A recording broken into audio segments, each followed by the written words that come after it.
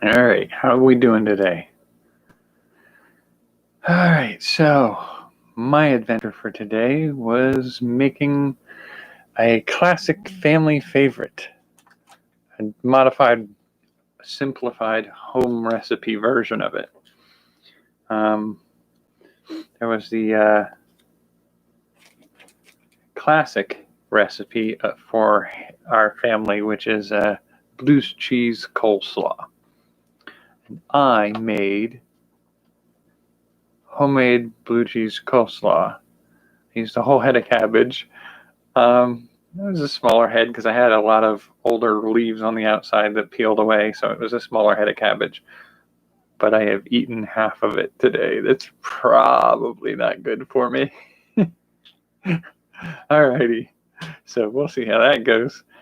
In the meantime, we are back to playing with story design.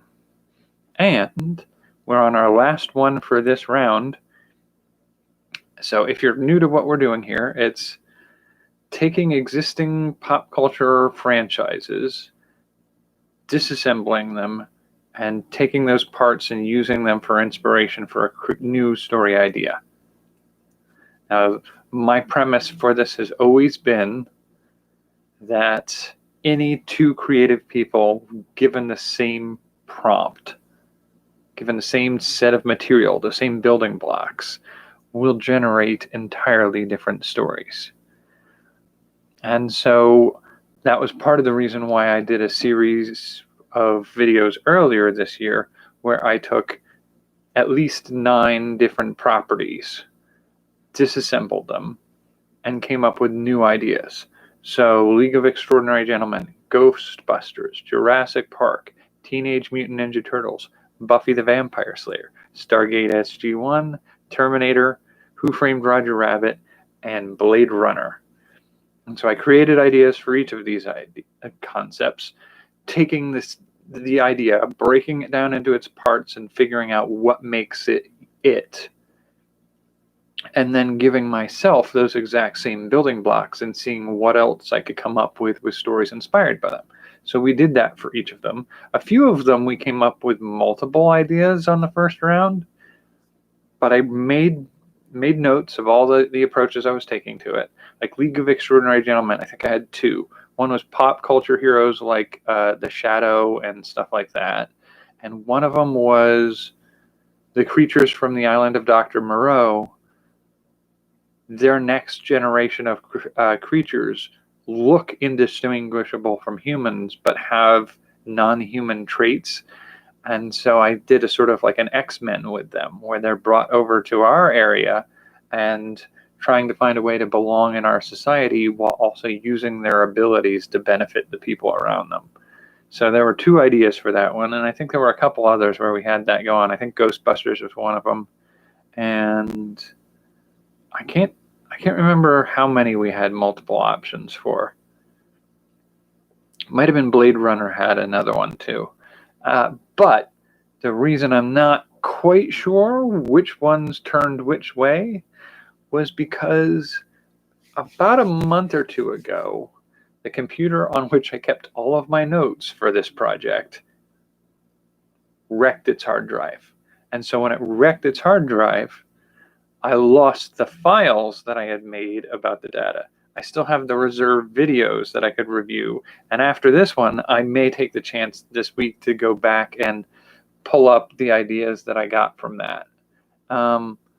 Because this seemed like the perfect opportunity to explore the option of giving myself the exact same building blocks as I did the last time and no memory of what the actual thing is supposed to be, and just recreate. So at this point, with my idea of, any 2 people given the same idea will come up with different stories, I get to be both of those people creating things. And so it's been kind of fun to re-examine. And I think in some of the cases, this round, I feel like I like the Jurassic Park one better. And I definitely like the Buffy one better. Terminator, I'm kind of interested in. I can't remember what I did for it the first time. Yeah, so there's some interesting ideas in there. But today's approach is starting with Stargate SG1. Now, the basic premise of Stargate SG1 is you have a universe in which, and I'm always a little vague on how much to take into consideration with this. So the premise of Stargate SG1 is once upon a time in a greatly distant past, there were several races of beings that formed sort of like a United Nations of aliens. And one of them was the Asgard, which at this time in our timeline would be similar to the Roswell Gray aliens. And another group would be the Goa'uld. Did they Goa'uld? No. Goa'uld were creations or wards of another species. There were the ancients, who were, for lack of a better reference, very human-like, but eventually figured out how to ascend or move from this plane into another. And then there were, I think there were two others. And each of them sort of took control over a section of the universe. And all of the beings within those universes were sort of their younger cousins.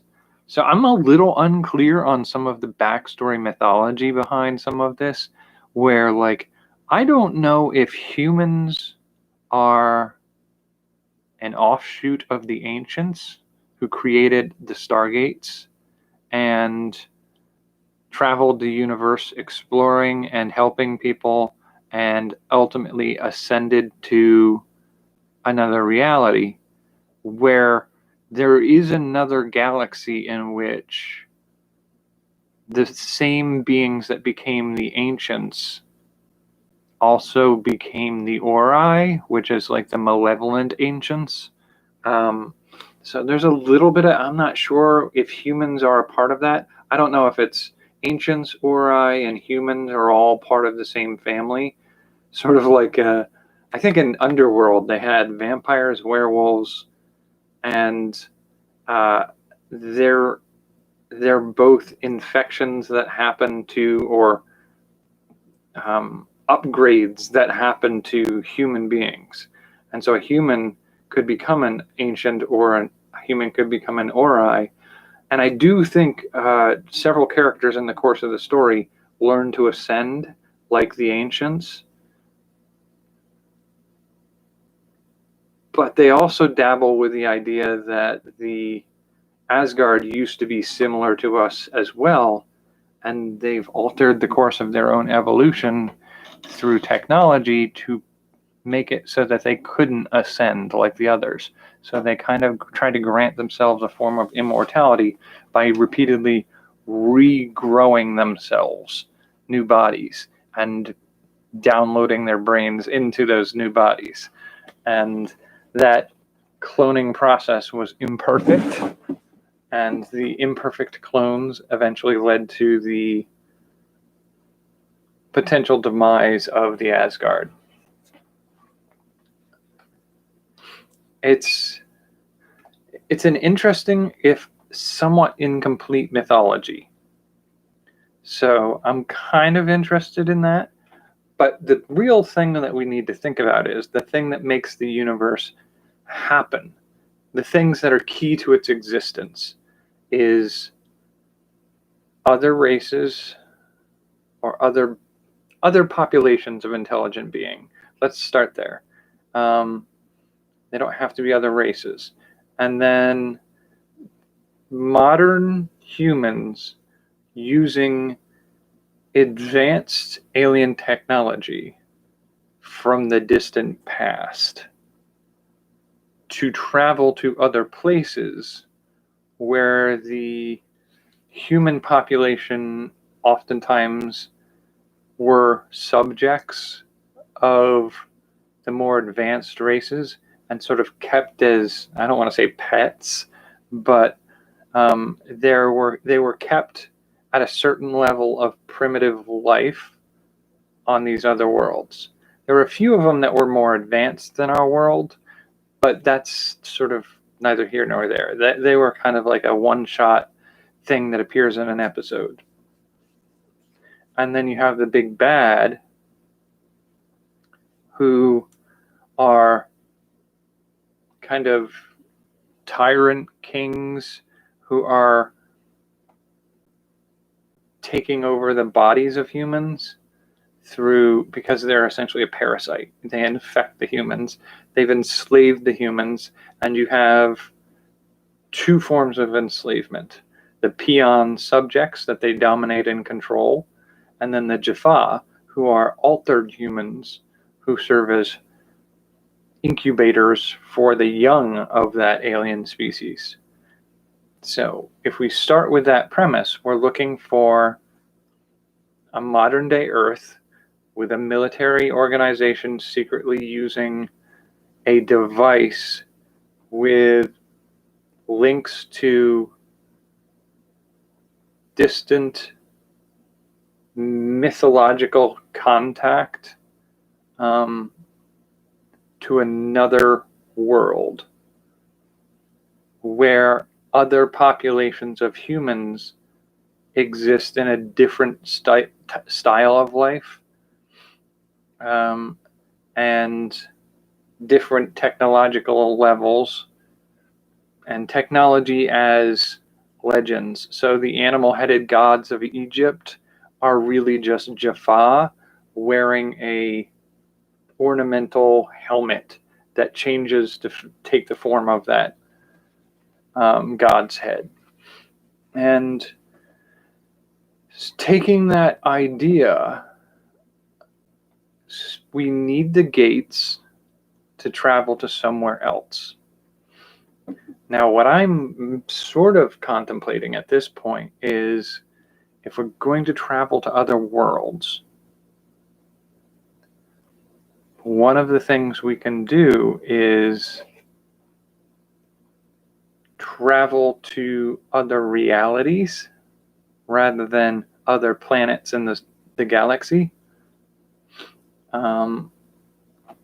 And that ability to travel to other worlds, it gives you play space. So there is a equivalent sort of TV series. It was called Sliders. So in the Sliders TV series, you had a kid in college who's a physics genius, and he brings one of his professors to demonstrate that he's created a device that opens doorways to other realities. And in the process of doing this, something happens so that they can't find their way back. And so they're constantly on this device that has a timer. It drops them in a new world. If they don't go to that new world through that doorway, they will get stuck in the one they're in. That's not really quite what I want to do. I like the sort of episodic gizmo of stargates opening a door to another world. And so it's not you don't get into a vehicle and you just travel down the road from town to town to town kind of thing. You literally, each day, you head out from home base to the new place, and you come back to the home base, and then the next day, that same doorway that you opened goes to a different location. And so that ability to dial into a different location and find the potential applications of those other worlds. I like that approach a little bit more, and I'm a little curious to see how we can play with it for this story setting. So what I'm thinking is, this is a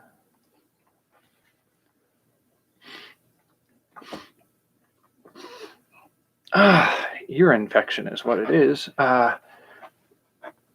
The doorway that you're opening, the gateway, just for visual distinction, I kind of want it to be less of a doorway. I'm debating.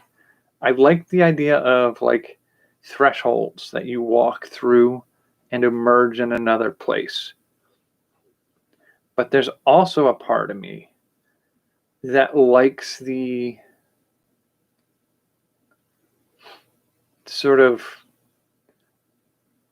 I guess, geometric tomfoolery, where if you take a object, do I have anything that's served this function right now? I don't think so. I was going to say, if I have a small sphere or something like it, I don't think I do. Of course I don't. Why would I have something useful to demonstrate what I'm talking about?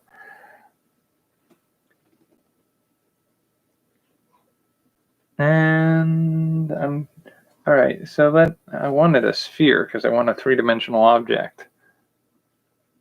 All right, let's just play with this to start with. So if you have this, like, oh, I might have a, actually, that's not a bad shape to play with. So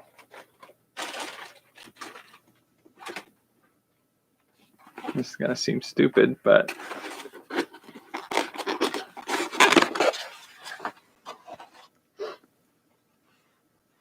so the geometry of something like this is, if you were able to take a thing like this and say it's some mystical element of some kind, and this element, when bombarded with an energy form of some kind, turns into an energy field that broaches through realities, then it becomes a doorway in and of itself. So this object just sitting here in the middle of this screen like this, no matter which side you approach it from, it's a curved egg. And as you approach it, you kind of recede into it. And then on the other side, you emerge from it. And so I do kind of like the idea that you can approach it from any side.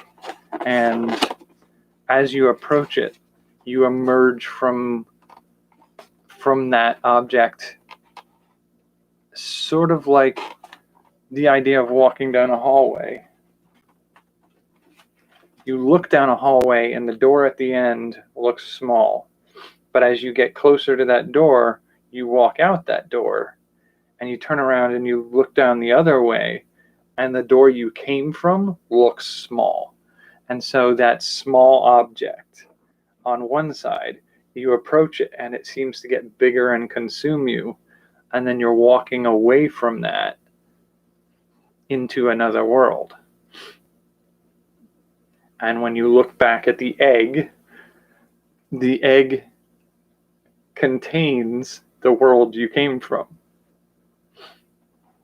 And so I kind of like that idea. It will visually distinguish it from Stargate. But there is a certain appeal of having a door that you just walk through. And on one side is one world and on another side is another world. There's sort of a mystical relevance of that. It's part of the reason why in mythology you have like horseshoes hung over doorways. Because they're a threshold. You're entering one realm and leaving another. And that is where you are most vulnerable to things happening. But I feel that's a commonality with Stargate that I can leave behind, and just use the egg analogy. A capsule that contains the world you're going to, and it grows as you walk towards it. Even if it's like 4 inches or 4 feet in front of you and it just looks like an egg, that 4 feet it takes you to get closer to it will feel like you're walking a mile. And as you get right up to it, to the point where you could almost touch it, and then you look and you're walking away from an egg that shrinks as you get further away from it. I kind of like that premise. And as you enter these other worlds, you're looking at the thing I want to do with this. I feel like, and part of the reason why I think this approach is the one I want to go with this time, is the alternate history. What if Rome never fell? What if China discovered North America? What if,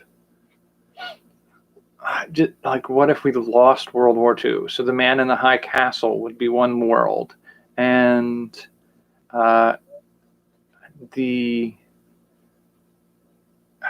trying to think of other examples, like if Rome never fell. There are a few stories like that. There's a whole slew of big differences and little differences, and if we're going to sort of stay true to the Stargate SG1 premise, some of that would have to maybe have mythological roots. So perhaps the gods of ancient mythology were beings from another reality who were more advanced and found a way to cross over to our world. So maybe what that is they're from a world in which the dinosaurs didn't die out, but instead dinosaurs had evolved a ape-level intelligence, and those aposaurs, dinosaur ape people, gradually grew into a more intelligent race of beings. And because they're millions of years before us, they had the time to develop the technology that lets them tap into the ability of the material that they're using to travel from world to world. And the ability to travel from world to world, they could be the equivalent of the ancients. They've had centuries to develop a philosophical worldview that's maybe beneficent, but perhaps there are members in their own histories from a neighboring reality where they never developed a beneficent mindset, but a conqueror's mindset. And so in this case, it wouldn't be like a Goa'uld parasite that is the big bad villain organization. It would be jumping straight to Ancients versus Ori as the starting foundation, and the legacy left behind of the technology of whichever one found Earth at one point, and using those things to traverse the universe and find and cooperate and interact with other human populations, many of them taken over or subjugated to one or the other side. The possibility that neither side is necessarily great, that they both mishandle human beings, but one is definitely much worse than the other. But part of the fun of the setting of, I mean, I guess to a certain degree, they also become the equivalent of the Tok'ra versus the Goa'uld.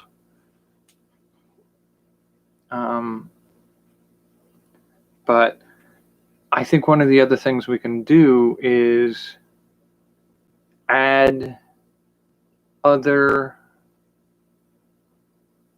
species. So in Stargate, we have the humans, ancients, and Ori as parallels. And then we have the Asgard, and I guess there were other Asgard-related beings. They did the Asgard did, I believe, create the replicators. That's who they are. And those were basically artificial beings that could assemble themselves out of components. And there were modular creatures that learned to build small enough that they became nanites and were able to form themselves, instead of using cells, micro machines. And those micro machines could fall apart and reassemble back together again. And so they were a dangerous, artificial, created life form. And I wonder, like, who would the Asgard equivalent be in this created setting? And who would their created entities be? And also, the real start of the story of Stargate SG1 begins with the idea that the movie starts and finds a hostile alien force that has pretended to be gods and converted some of the human slaves that they acquired into their own mercenary troop, and also as a host incubator for their children.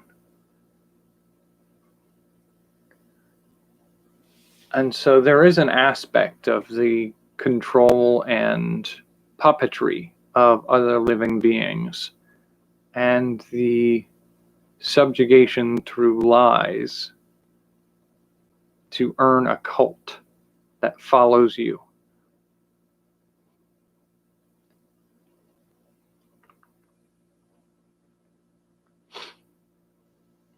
I might play with some of that for the dinosaur concept, but I feel like starting out the gate with a more complex mythology. So instead of just doing a single villainous race, already put in place that sort of territories that belong to different races, and they're not always happy to see us wandering through reality on their level.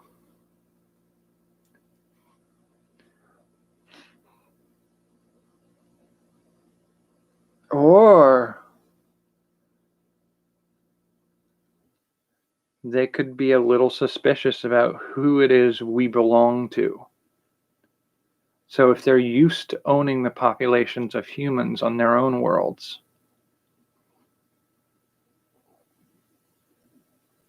they might see us as, oh, you're the people of another overlord species. Who is your overlord? And they may be extremely resistant to the idea that we have no controllers, that we are in charge of ourselves, for good or ill.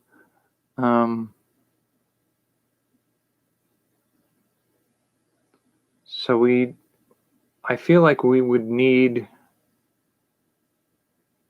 one, possibly, but more likely 2 more approaches to alien masters. I guess that's what we would call them.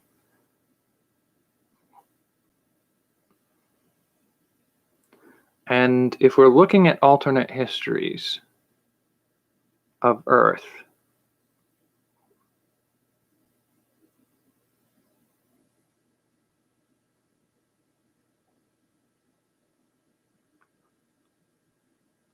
what are the different sort of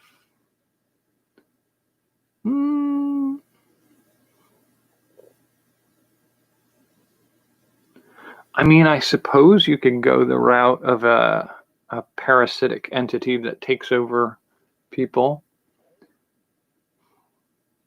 You could do certain insects from ancient past that have learned to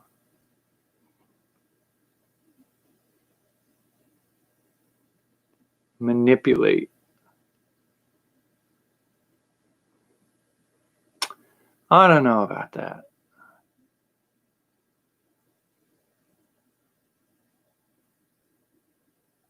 You could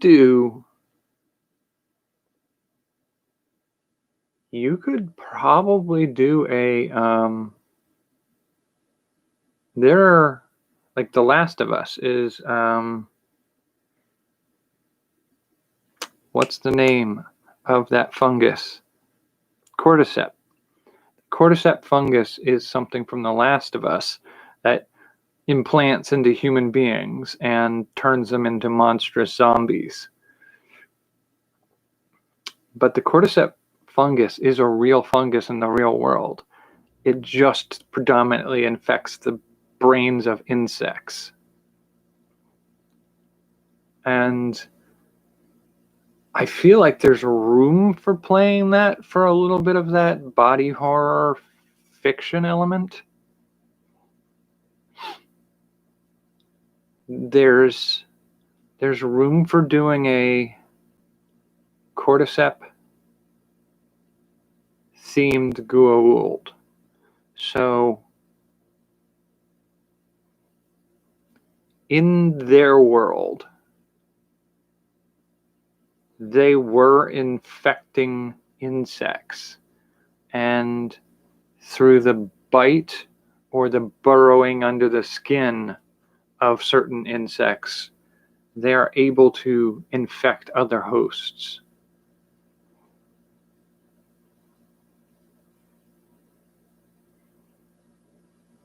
And then they found and managed to take advantage of the technology of the gate system.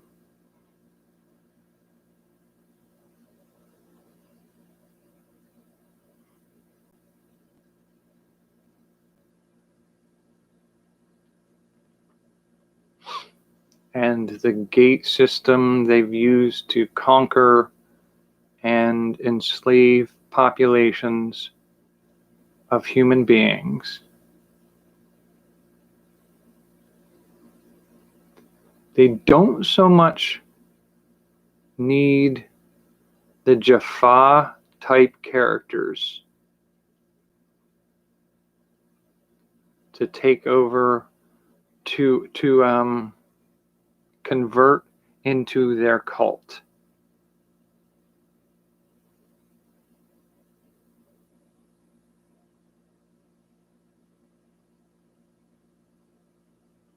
I feel like that element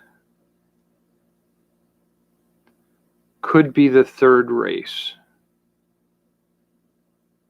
So instead of having the kind and cooperative Asgard, you could have the cult-like third race. So you have the ancients, who are literally just technologically advanced humanoid dinosaurs. And their evil counterpart would be, I feel like, the dragons?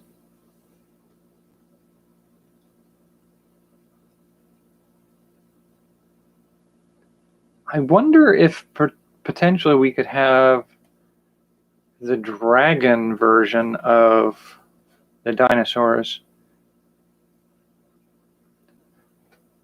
find a way to engineer dragon men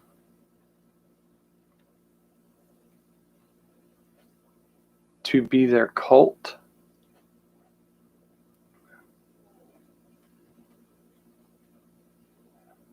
I don't know.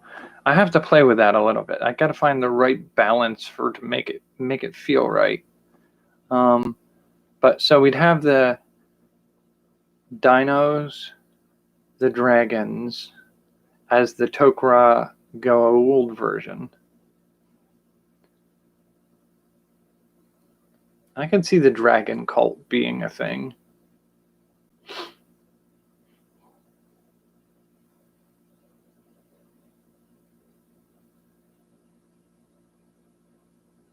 And then we have the cordyceps infectious zombie population, but not so much zombies as literally just puppeted by this fungal infection. I sort of see them almost more as like a vampire.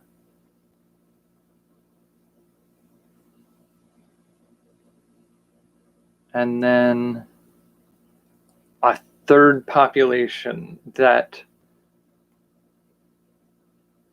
plays at some of those other angles. The conversion of humans to something else. Well, the conversion of humans is being met by both the idea of the cordyceps infection and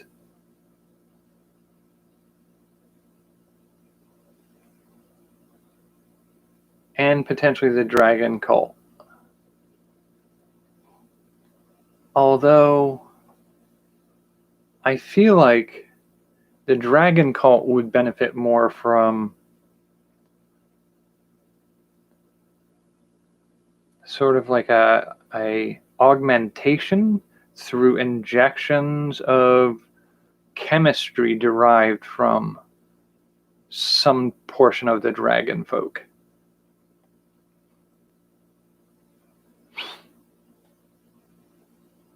I wonder if we make the altered humans in that case demons, because they're going to have horns, maybe scales, claws, maybe wings, tails, the demonic form that they end up getting as they're altered by the chemistry that's being used on them.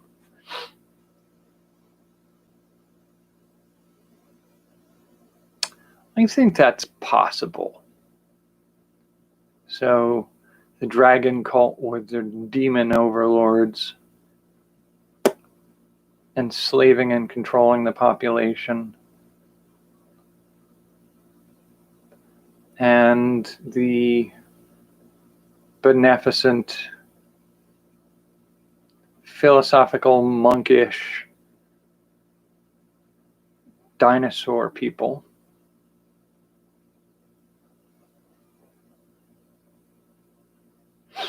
Do the dinosaur people also convert humans? That doesn't feel quite right.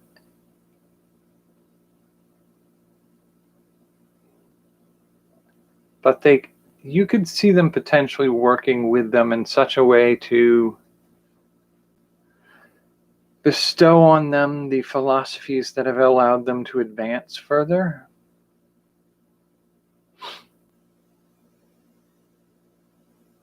And I don't know how far into the mysticism we should go. The ancients in Stargate SG1 found a way to become energy beings that moved on from this plane into another realm. And it's sort of like it's kept that the doors are guarded so that not just anybody can wander in from our side. And so the ancients, in that sense, were oftentimes portrayed as beings of light and immortality.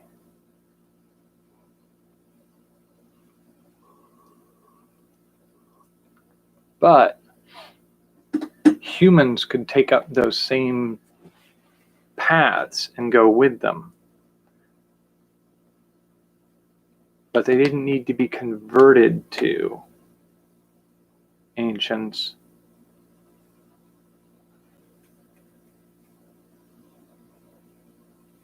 And at one point in the story, the Goa'uld version of something, there was Anubis who was able to also partially ascend as well.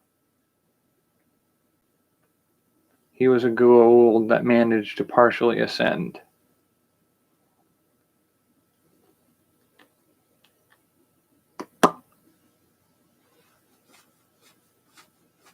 And I feel like you have the possibility of doing that with the Cordyceps version, that at a certain point, one of them may approach the level of like a Lich King or a Dracula character as they become essentially immortal by partially using knowledge and techniques from the ones that found a way to live eternally and transcend the planes.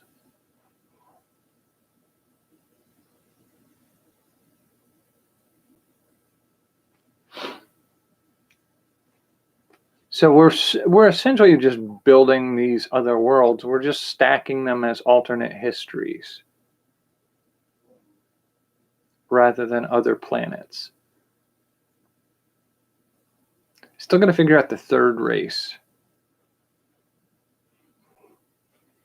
So historically speaking, yeah, I think I'll spend the time playing with it later tonight and some for tomorrow, because we're at 42 minutes. I think 45 minutes would be a good number for tonight. So with that in mind, I did get my laptop to cooperate a little bit with me. Apparently, just letting the battery run down, it forced it to shut off. I plugged in the cord and suddenly it recognized the cord again. And it began charging. I turned it back on, and the battery symbol and the information on power and charging was back. And so it's sort of working again, but I'm not going to depend on it till it reliably last and serve me. I will play with it, but anything that I need to keep, I will email to myself in some fashion or another so that I do not lose it again. But with all that said, I think we'll come back and play a little bit more with the Stargate SG1 universe rebuild tomorrow, hopefully. And once we do a little bit of that tomorrow, I think after tomorrow, I think we're done with redoing these ideas, because this is a second round of reimagining existing things. So I think I'll have to figure out after that where we're going with it. Do I dig up some of the other universes that we didn't get to last time? Or do I do something else? I'm not sure. I'll have to figure that out. If you have suggestions or desires, please let me know, because I think it would be fun to work on some of these projects. I could see if I could script up some simple vignettes, very short stories that I could post on here, or we could do a serial storytelling.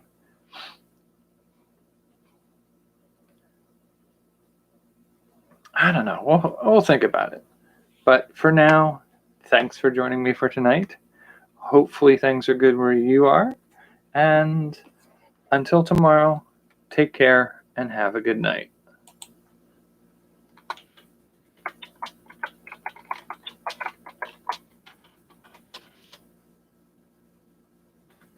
Good night. No storms, yeah. It was brutally hot today. I made a massive amount of blue cheese coleslaw, and the whole time, just the activity of moving coleslaw from a cutting board to a bowl felt like a major workout. I had to constantly keep washing everything down because it was getting sweaty, but I didn't want to handle everything sweaty. Such a mess. Hopefully it's not as brutally hot and gross tomorrow. Till then, take care. Good night.